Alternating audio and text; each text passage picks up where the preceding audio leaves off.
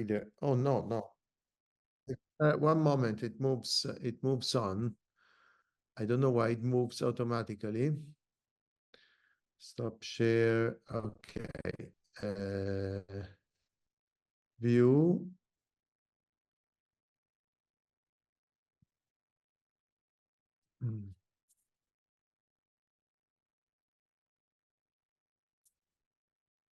Now I do this. Stop share. This. And okay, now I do this. Enter full screen. Okay, now it should be okay, right? Yes, it's okay now. Yes. Oh, it's okay. So sorry for not coming there, but this year I cannot. I mean, I really cannot move from Italy, and but so anyway, I made an effort to make it at least online. Well, that's okay, but hopefully it's not too late for you in Italy. Well, it's 2 o'clock in the morning, but it's okay. I mean, Okay. Thank you for your efforts joining so late. So I think it's time, and it's again everybody here. So it's a pleasure to greet you from Okinawa, and Professor Giuseppe Mingione is going to give a plenary talk, Nonlinear Potentials in PDE, from uniformly to non-uniformly elliptic problems. Please. Yes, thanks. Okay, so I'm giving a couple of talks, and the central theme of these talks is use of nonlinear potentials in getting a priori regularity estimates for solutions. So there are actually two talks. The first is addressing uniformly elliptic problems, nonlinear problems, and the second one goes to non-uniformly elliptic problems. And it could be the case that part of the first presentation goes into the second hour because the second is shorter, but let's see. Okay, let me start from a very simple problem that you take this Poisson equation, and you can solve it in a number of ways. One way, which was probably known to Gauss already, is that you can solve it by using the representation formula with the Green's function, with the convolution. And this convolution is a fractional integral. And from this you can know, and this is based on linearity, of course, and the explicit representation. Then this simple fact originated a whole theory to linear problems, where you can take a linear operator and you can represent solutions via convolution with fundamental solutions. So entire fields like microlocal analysis were also simulated by these kinds of problems, where you replace the Laplacian by more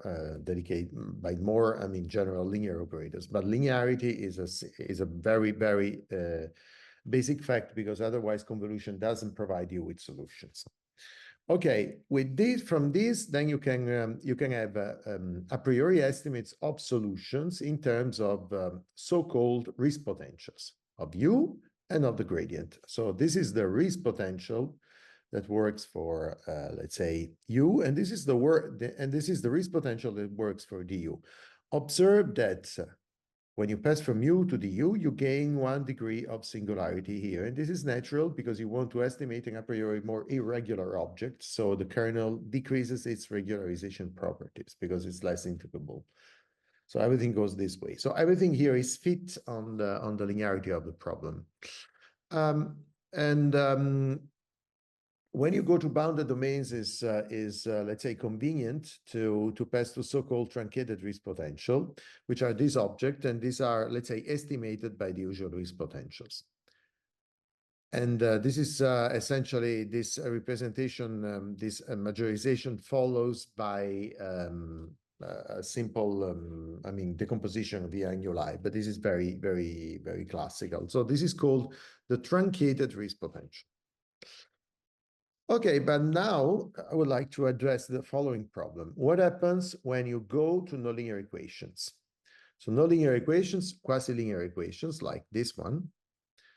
And of course, you cannot hope to you can solve this when the right-hand side is the delta, call it a fundamental solution, but you cannot hope to represent solutions via convolutions because the equation is nonlinear. So first, I would like to address non-degenerate equations, like when you pass to the derivative, this is non-degenerate, as you see here. But we can also address more degenerate operators like this ones, and this is the so-called P-Laplacian equation. I will mainly treat the case for P larger than 2. And for P larger or equal than 2. And okay, and this equation is very well known. For instance, it arises from the Euler-Lagrange equation of this functional, which is very classical. Okay, and in particular, after considering the P-Laplacian operator, I will consider following classical assumptions and structural conditions by Lagicesca and Uraltseva, more general equations, potentially degenerate equations, whose structure conditions are modeled on the one of the P-Laplacian. So this means that when you consider the derivative of this vector field A, then you can estimate like it were the P-Laplacian, essentially. So no difference whatsoever over here. Okay, apparently you cannot hope to get estimates via Riesz potentials because the equations are nonlinear. So at this stage, also you cannot hope to get such estimates because Riesz potentials, they do not respect the scaling of the equation.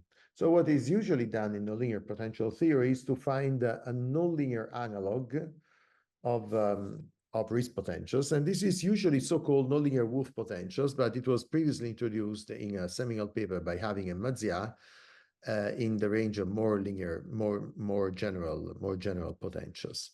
So this should be also called Having Mazia Wolf potentials, and I usually call them Having Mazia Wolf potentials. And in particular, when P is equal to 2, you recover the same Riesz potentials. Essentially, they incorporate the deficit scaling of the equation, because when you look at the P-Laplacian equation, unless P is equal to 2, then the left-hand side scales like P minus 1, and the right-hand side scales like 1. So the deficits, the scaling deficit is 1 over P minus 1.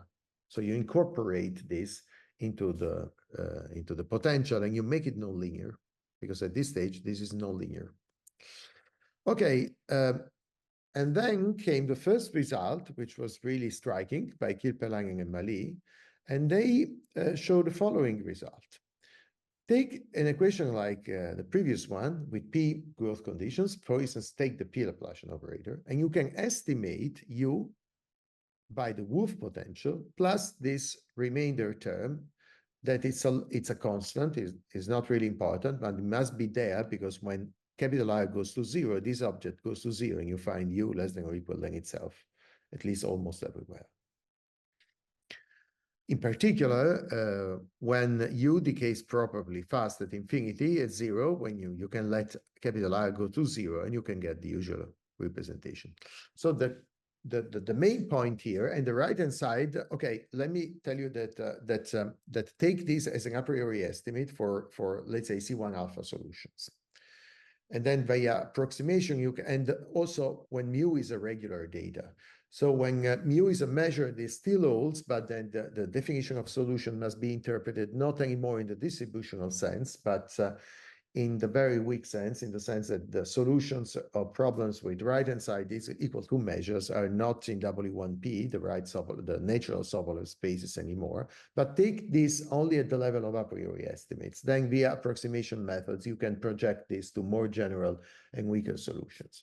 So the fact is that, the real fact is that notwithstanding the problem is nonlinear, you can have a representation formula via nonlinear potentials that respect the scaling of the equation. And this is the Riesz potential, the Wolf potential. When P is equal to 2, this gives back the usual thing. Later on, another proof was found by Tudinger and Bang, and later on, another proof was found also by Frank Duzar and myself, but keep waiting. Okay, when this was done, how this was done? By a carefully rereading of the George's iteration procedure intersecting of measure data problems and using nonlinear potential methods. Okay, in particular, once you have this, you know everything about how to connect the regularity of data, mu, with the regularity of solutions. In particular, why? Because you know how to estimate the Wolf potential in terms of iterations of Riesz potential. This is a classical inequality by Having and Mazia. And in fact, the right-hand side is called having Mazia potentials. The right-hand side is an iteration of Riesz potentials. The mapping properties of Riesz potentials are known, and therefore you can know the mapping properties of Wolf potentials. So once you know the mapping properties of Wolf potentials, you can just do as in the linear case. You forget about the equations. You know when the right-hand side data is. So if mu belongs to LQ, then the Wolf potential belongs to this space, and therefore you know where the solution is in terms of integrability because of the estimate, of course. Keeping capital R fixed, this is just a constant. So this is the real part of the estimate. So this, in a way, trivializes these estimates for measured data problems. So what about the gradient? So what about the second estimate I showed you at the beginning for the Poisson equation? So this remained a very debated open issue since the work of Kilpeläinen and Mali. Why? Because if you want to get estimates for the gradient of this solution, of this equation, the first thing you have to do, you have to differentiate the equation.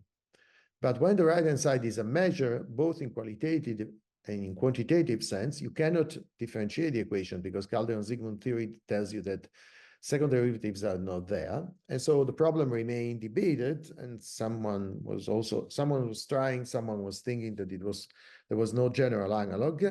And the first result was actually due to myself when in this paper for p equal to 2, I proved that if you have an equation of this type, then you can bound the gradient by the Riesz potential exactly as it was the Poisson equation.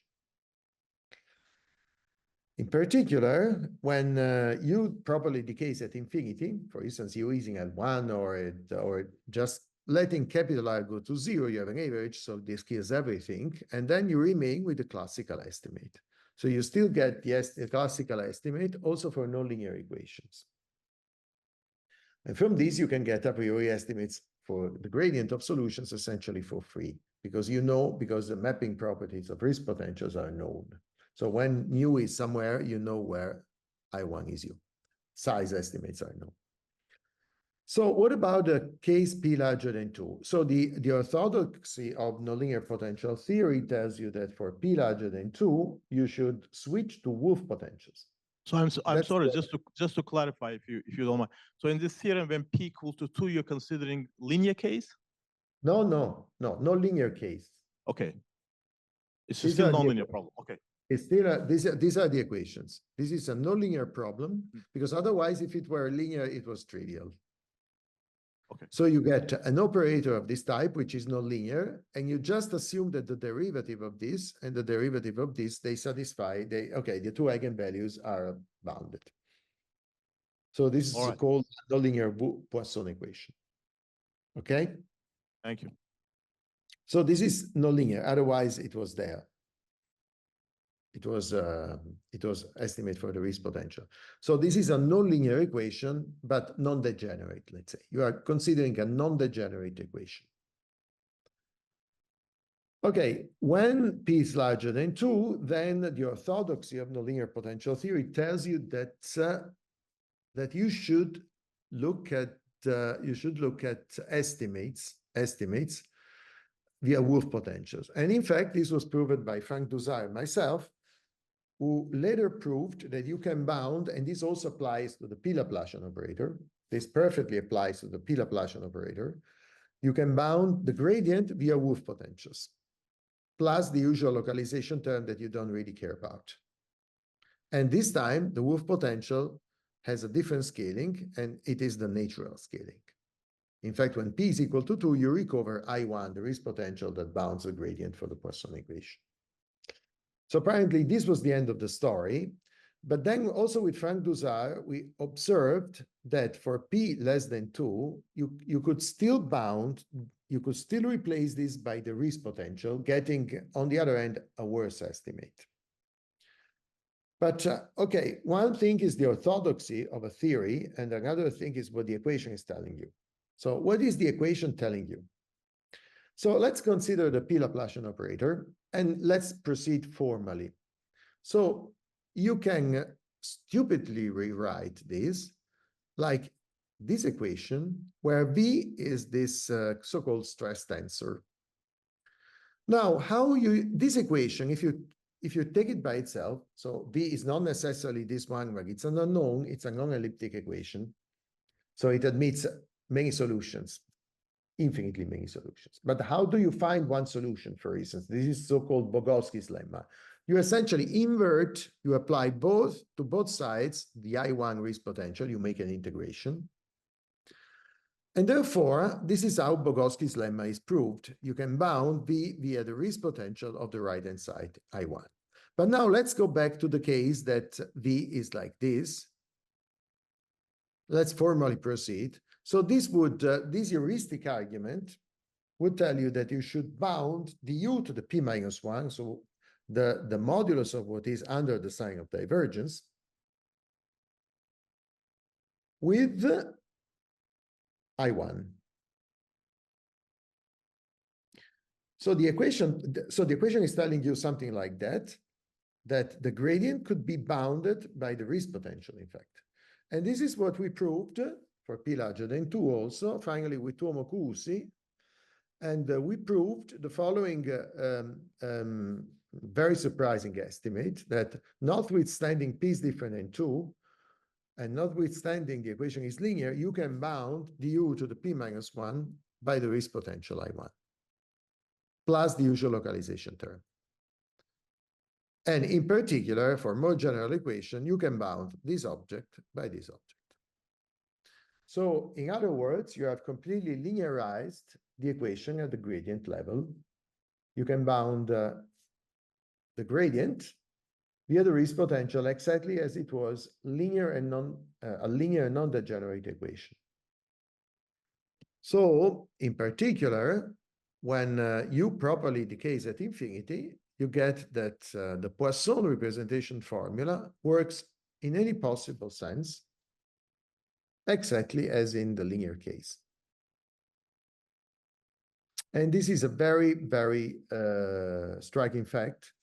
Why? Because it essentially implies all the known gradient, size-known gradient estimates on solutions of the equation. For instance, if we consider this model case, and if we look at estimates on the gradient, it implies the results of Ibanez and Di Benedetto Manfredi. It recovers the classical theorems of Adams on Morris spaces, essentially because you know the behavior of the risk potential. All the classical estimates for measured data problems of Boccardo and Galloway, now they follow, and even in a local way, because these are local estimates, in one shot.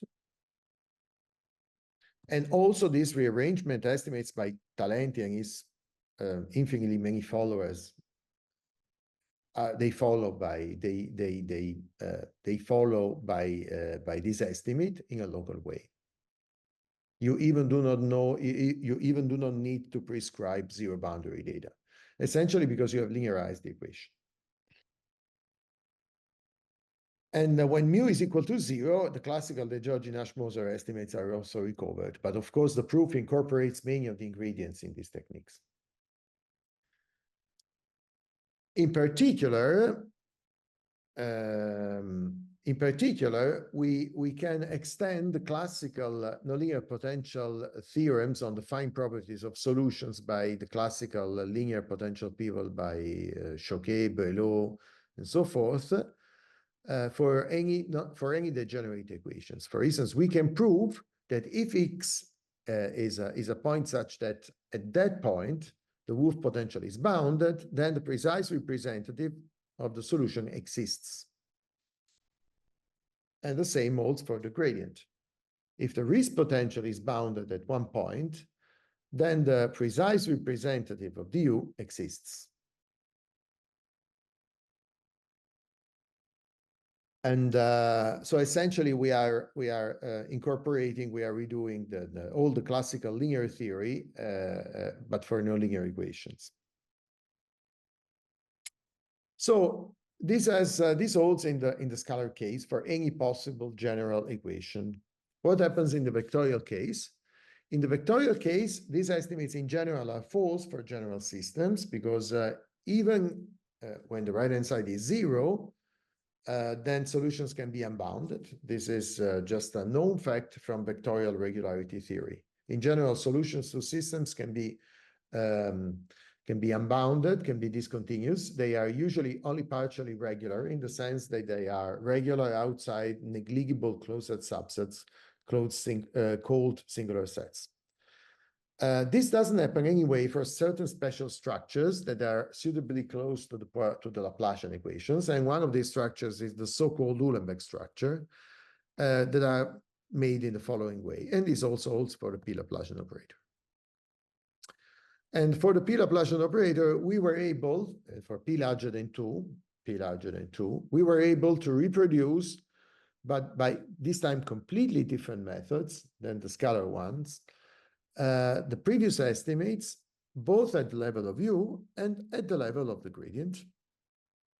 We can reproduce. And this is essentially the content of this paper with Tuomo-Kuusi. And by the way, this time, while before we were recovering results, known results, this time we are extending known results in the scalar case to the vectorial case.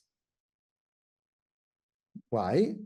Because, for instance, this estimate allows to recover in a local way the results of Dolzmann, Ungenbuehler, and Müller, but then it extends in a local section the whole theory of Boccardo and Galois and other people doing measure data problems to the vectorial case.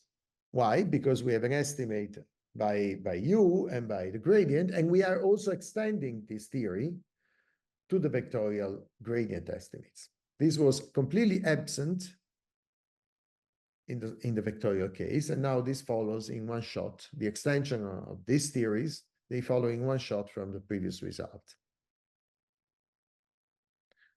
And also the classical function spaces estimates via rearrangements by Talenti and followers, they can be now recast in the vectorial case. They can be recast in the vectorial case because now they are implied by an estimate that once again reduces everything to the classical estimate, which is known for the Poisson equation. Okay, up to now, I showed you so-called size estimates. So this tells you how large is the right-hand side and how large is the solution. What about oscillations? We can extend, something about oscillations is already contained in this corollaries, because this tells you that essentially when the risk potential is finite at one point, so at that point, the solution admits a precise representative. And so this is intrinsically an information on the oscillations of the gradients. But we can extend this, and now we can go to oscillations. When you go to oscillations, then let me go back to the usual scalar case. Now I go back to the scalar case for simplicity. So we have seen before that you have an a priori pointwise estimate of the gradient in terms of the right-hand side of the risk potential of the right-hand side. So in particular, what we prove is that if the risk potential is locally bounded, then the gradient is locally bounded. By the way, this solves a very long-standing conjecture of Nina Ural-Altseva. So the conjecture of Ural-Altseva was that the minima was the following. What are the minimal conditions on mu allowing the boundness of the gradient, so allowing Lipschitz continuity? And the conjecture was that these minimal conditions were independent of P. And as you can see, this criterion is P independent because P doesn't appear anywhere here. So this can be the P-Laplacian operator, and P is not included in this statement.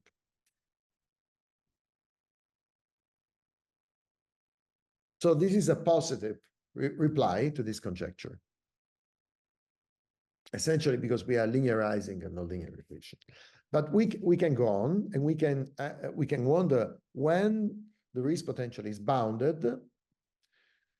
And actually, we proved something more. we proved that assume that when capital, okay, you know that if at one point the risk potential is finite, then when capital R goes to 0 by absolute continuity of the integral, then the risk potential goes to 0. Now, assume that if this happens everywhere, this happens pointwise. So if the risk potential, this convergence happens for almost every point. Now, if we reinforce this pointwise convergence into a uniform convergence, we switch from gradient boundness to gradient continuity. So this measures essentially the way the measure is decaying in terms of density, and the density of decay of the measure allows you to bound the oscillations of the gradient. Now, now we wonder when this happens concretely in terms of the right-hand side. So this can be any measure, and this is the total variation of the measure. Okay, now we know. Now let me recall the classical Morey embedding theorem. When the gradient of a Sobolev function belongs to ln plus something, then V is Hilbert continuous. This is well known. Now, a classical theorem of Stein tells what is the limiting space for which this is known, for which the gradient V is continuous when epsilon goes to 0. It cannot be ln, because if the gradient belongs to ln, in general, the solution V is not continuous. It is the so-called Lorentz space, ln1, which is a slightly smaller space than ln. This is described prescribing that the decay of these level sets is fast enough to make this integral converge. For instance, we have that this function belongs to ln1.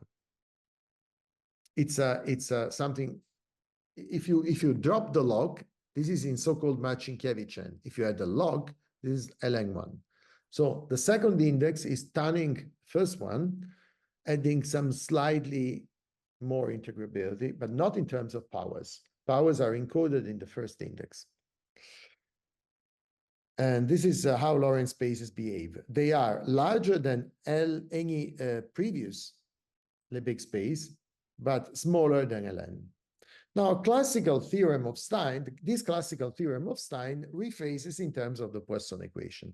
So these are interpolation spaces. So via interpolation, using the previous theorem, you know that if the right-hand side of the Poisson equation belongs to Ln1, then the gradient is continuous. And this is the minimal, the largest space, actually, for which this is true.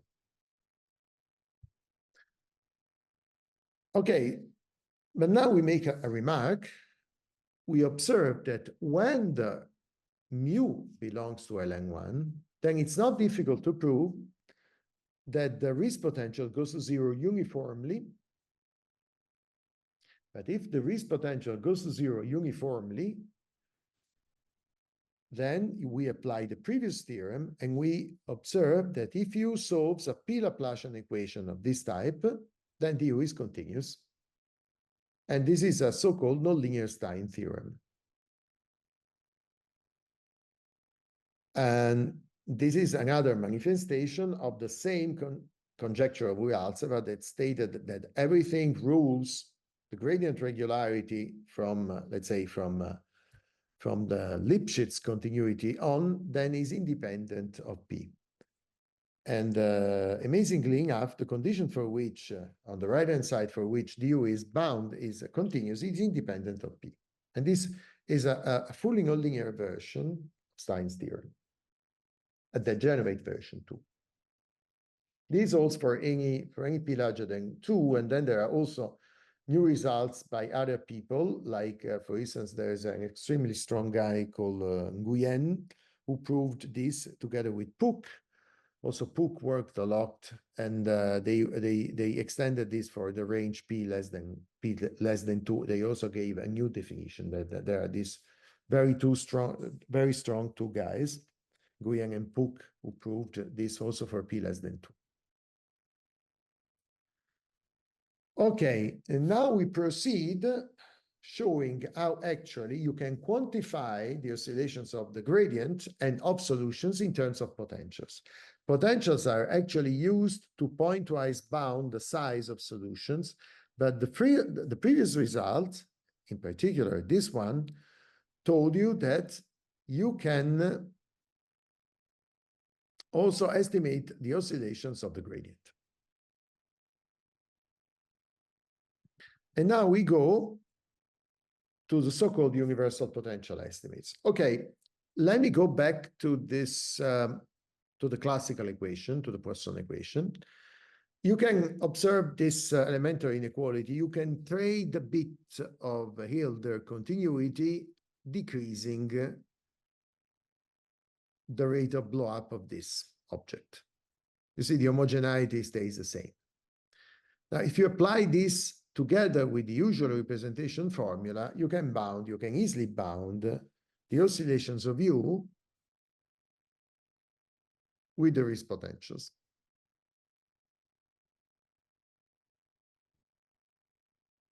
And now we can recall the definition of classical Calderon spaces by Devorin sharply. So what is a Calderon space?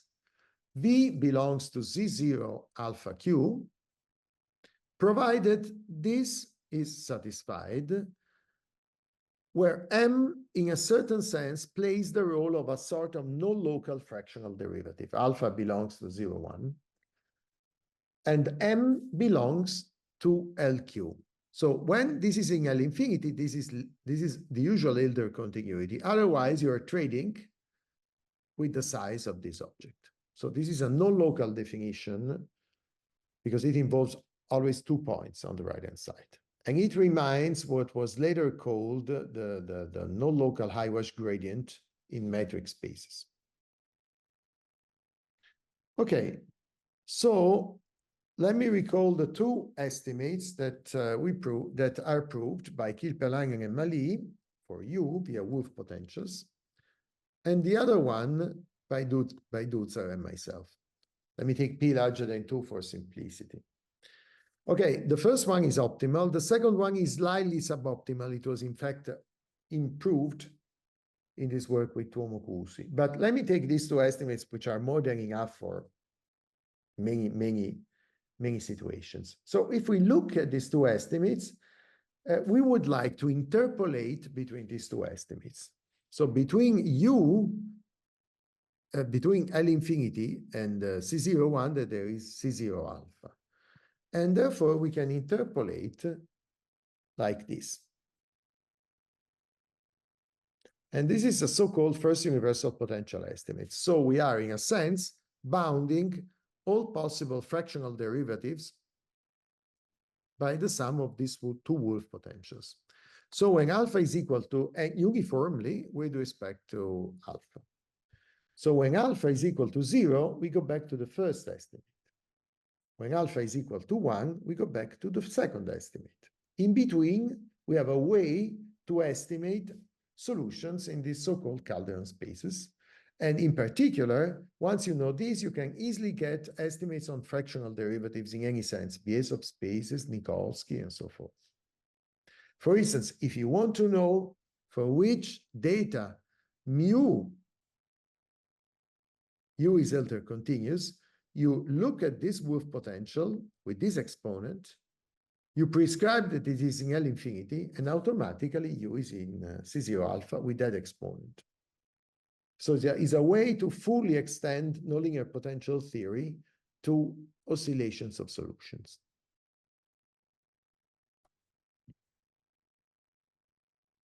In particular, this estimate holds in the following way. In a sense, you can bound the derivative, any fractional derivative, and this can be made rigorous, in a sense. When mu is equal to 0, the previous estimates reduce to the classical one, which is coming from the Georgi-Nash-Moser theory. And when p is equal to 2, the previous estimate reduces to the optimal one, which is known in the linear case, which is the first one I showed you before. So these estimates allows you to estimate the oscillations via potentials without knowing the equation, without looking at the equation anymore. It's just automatic. You just look at the right-hand side, you look at the potential, and then you know the regularity whatsoever.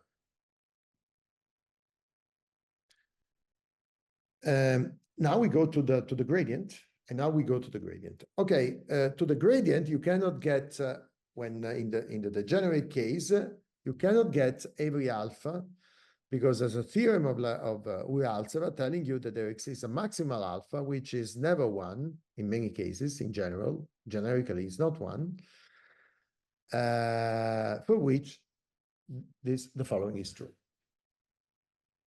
Okay, so what we can prove an analogous estimate on the gradient, provided alpha is less than these two exponents, up to this guy. Otherwise, we go back to the Wolf gradient estimates. So in particular, these estimates give a full picture of potential, nonlinear potential theory, and how to use nonlinear potentials to bound pointwise solutions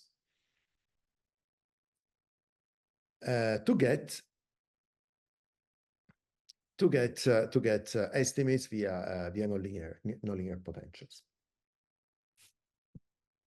And the strength of these estimates is that they are absolutely automatic, in the sense that you do not have to operate on the equation anymore. You just look at the exponents, you just look at the potentials, and for instance, you want to know when the gradient is Hilbert continuous at a certain stage, at a certain exponent, you prescribe that this object is in L infinity, and that's it.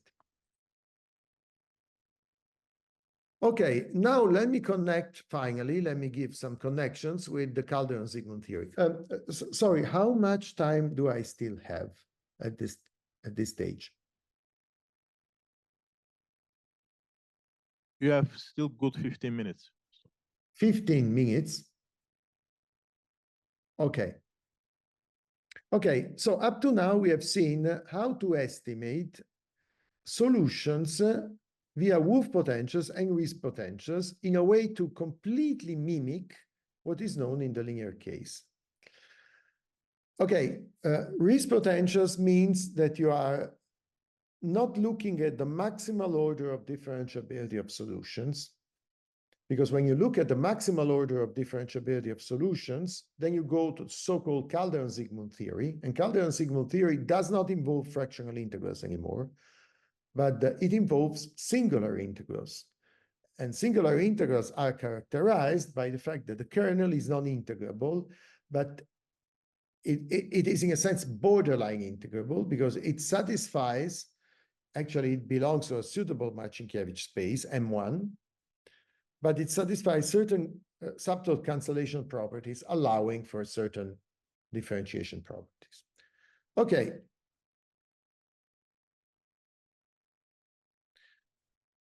Okay, the classical Calderon-Zygmund theory tells you exactly this, that if mu belongs to LQ, then the second derivatives belong to LQ, provided Q is far from 1 and infinity. In other words, the theory of Calderon-Zygmund allows to commute the Laplacian, which is the trace of the Hessian, into the Hessian. In one dimension, essentially, it's Hilbert transfer. In one dimension, there's essentially one singular integral, which is Hilbert transfer. Okay, in general, this is not true when mu is in L1. You can find examples anywhere. There is this popular book by Lieb and Loss analysis called, I think there's an example of that like that. But it's not difficult. Okay, and now, since we have treated the equations with measured data, let me connect the previous results on equations with measured data, and let me go to the maximal differentiability. Okay, for this, let me recall the definition of so-called Sobolev spaces. Okay, there are many ways to introduce Sobolev spaces. One way is to use so-called Gallardo norms. So Gallardo norms tells you that this quantity is finite. In other words, the oscillations of V measured in L gamma must be small enough to compensate the blow-up of this kernel. And this object scales in a sense as a fractional, sorry, I should put S here, as a S order derivative. That's a type. And of course, fractional Sobolev embedding comes along with these fractional Sobolev spaces in a way that when S is equal to 1, you recover the usual fractional Sobolev.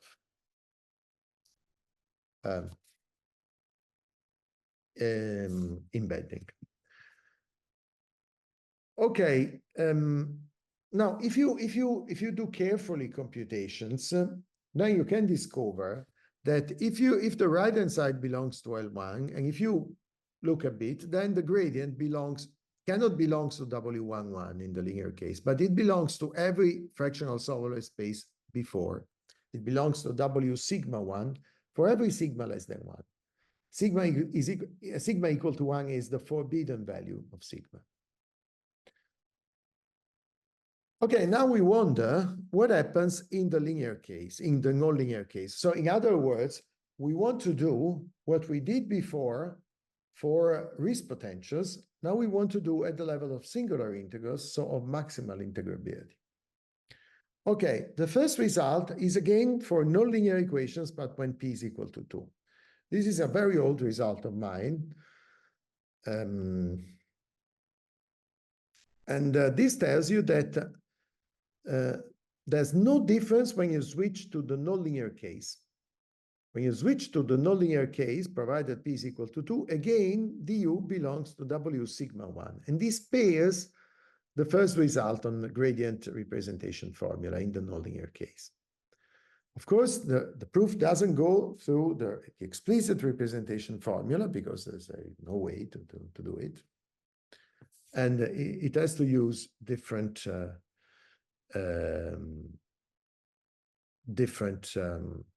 means, very, very different means.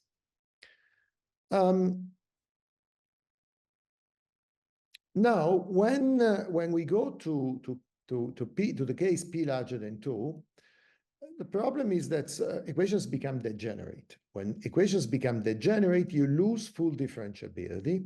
And this pairs with the fact that your solutions are not C1 alpha for every alpha. Okay, then we go to this equation, and the unique solution to this problem is given by the so-called nonlinear Green's function, which is this one. For p equal to 2, it coincides with the usual Green's function. So there's a universal constant depending only on n and p here, but we don't care. We just care at we just look at the single rate of singularity of this function. So that's the unique solution. So this can be used to measure the sharpness of the results because they cannot go beyond this. Okay, now what should we expect? If we look at functions like this, and we wonder in which Sobolev space this belongs, we can apply this to the fundamental solution, and then we expect that du belongs to this space if we fix p minus 1 here for every s less than p. So the fundamental solution belongs to this space for every s less than 1 over p minus 1. And indeed, when p is equal to 2, you get S1 for every s less than 1, as before. Okay, this happens for the nonlinear Green's function, but this actually happens for every solution of this equation, this nonlinear equation, including the p Laplacian operator with the right-hand side equals to a measure, belongs to this space, and this is sharp. Okay. And you cannot do better than this if you look at the gradient. But now there's another thing you might do that is exactly as we did before. Before, we derived a pointwise estimate, not for the gradient via Riesz potential. So before we derived a pointwise estimate via Riesz potentials,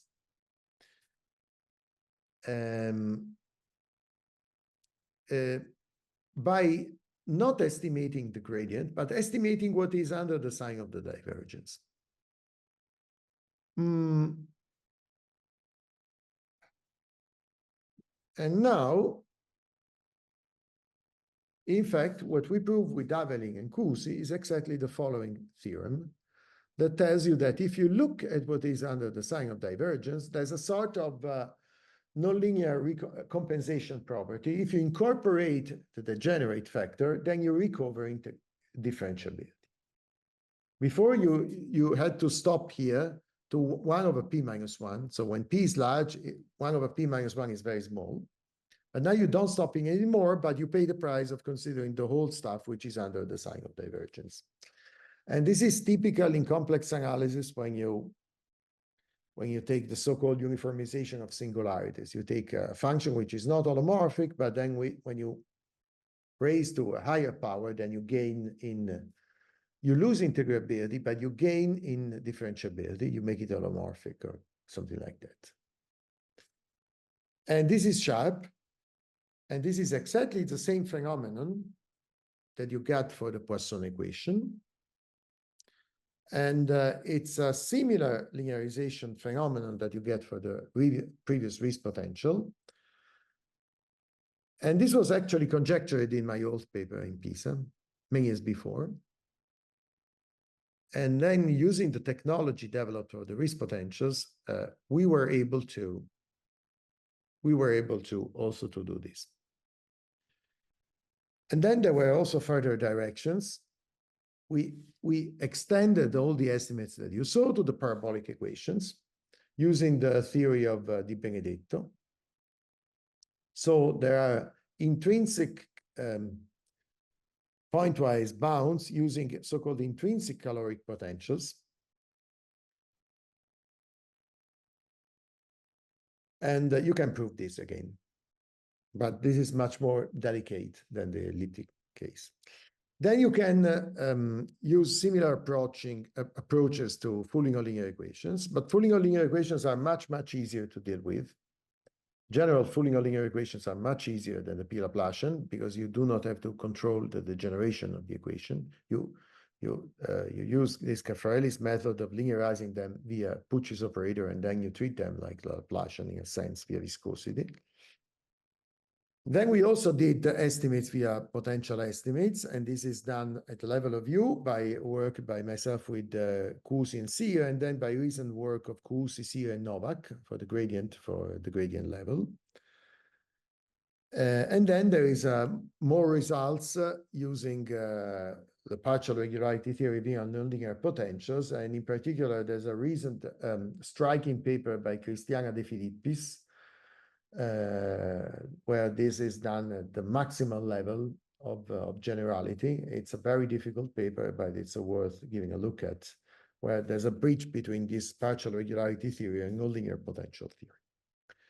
Okay, I guess this is everything I have to say for the first part, and I would stop here. Thanks for the attention for the first talk. Let's thank the speaker.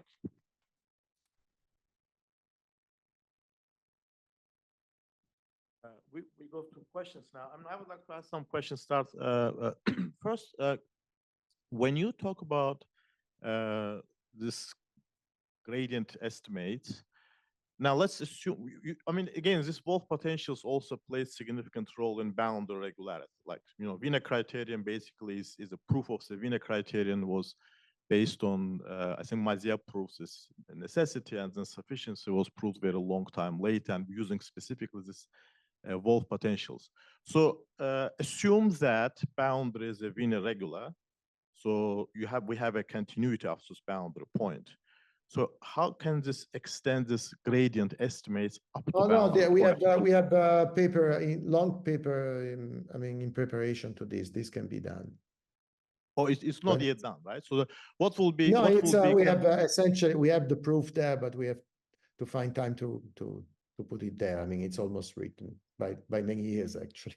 So what would be a condition on the boundary for this? The condition is more delicate. It's some sort of Reifenberg type condition. Mm-hmm. Because you can do more, but it cannot be like Wiener. It cannot be just like Wiener, because you see. No, definitely not. Even for Laplacian, it's not the case. Yeah, why the Wiener criterion works? It's like having measurable coefficients. Right?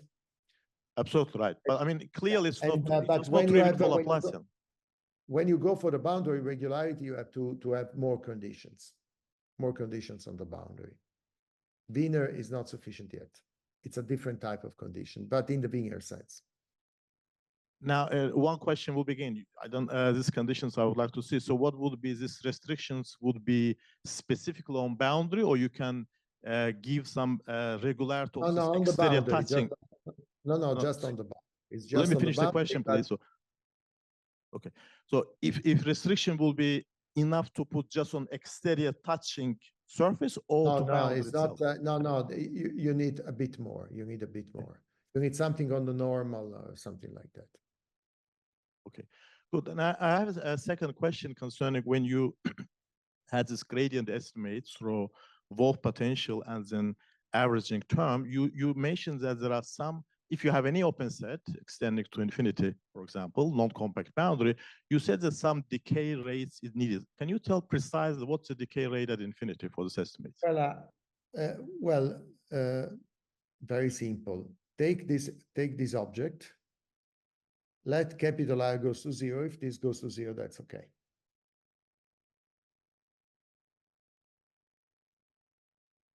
So in particular, if this is integrable in L1, it always goes to 0. But this is by far not a necessary condition. It's largely, abundant.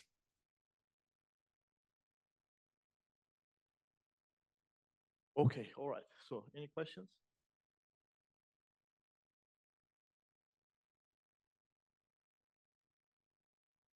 Well, if not, let's thanks to speak again.